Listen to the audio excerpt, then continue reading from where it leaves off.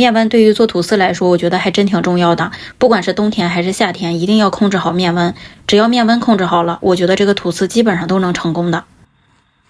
好多姐妹做面包就是死磕方子，其實方子我覺得不是特別重要，因為每一個方子我看了都差不太多。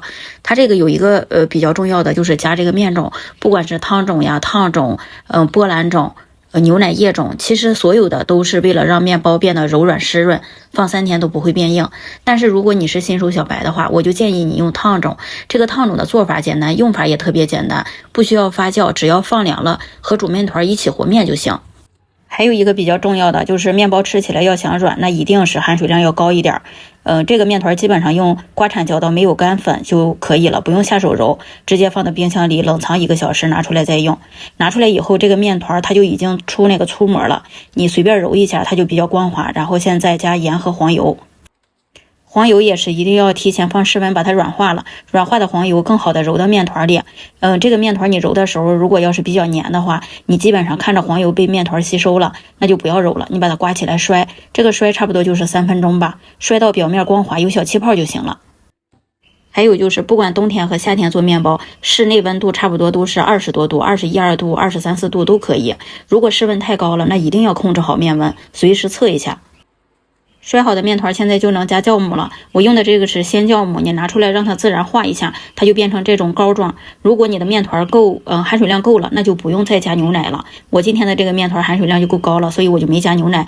如果是乾酵母的話，那你就得加牛奶，把它給化一下再加。所以你一定要會判斷這個麵團的含水量夠不夠，不夠的話，在這步一定要加點牛奶。今天還是分2步摔的，沒用擀麵杖砸。這步我差不多摔了有6分鐘，然後測了一下面溫就有28度多一點了。我特別害怕，直接放到冷凍裡，冷凍了有20多分鐘。冷凍完了拿出來這個面團，它就是比較硬了，然後把它分成等份的劑子，放着鬆弛，大概15分鐘左右吧。然後在鬆弛的過程中，我就是放外面了，因為我這個冷凍的面團它這個溫度是有點低了。其實冷凍就10多分鐘就行，不要像我時間這麼長，後面也是影響發酵的。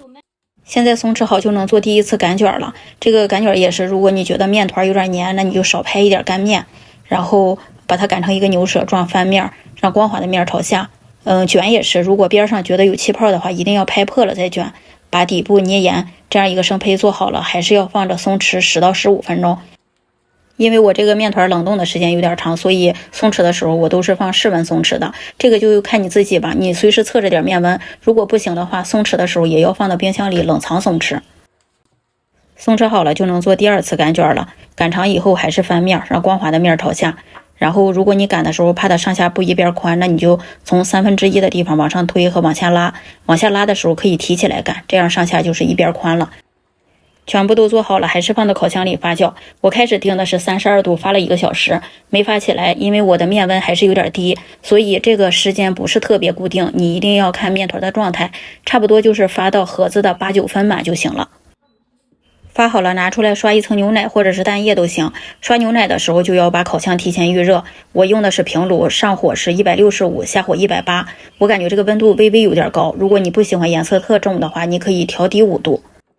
中途覺得烤的顏色滿意了，加蓋一張錫紙。還有就是烤好了盡快脫模，然後讓它倒扣出來晾涼。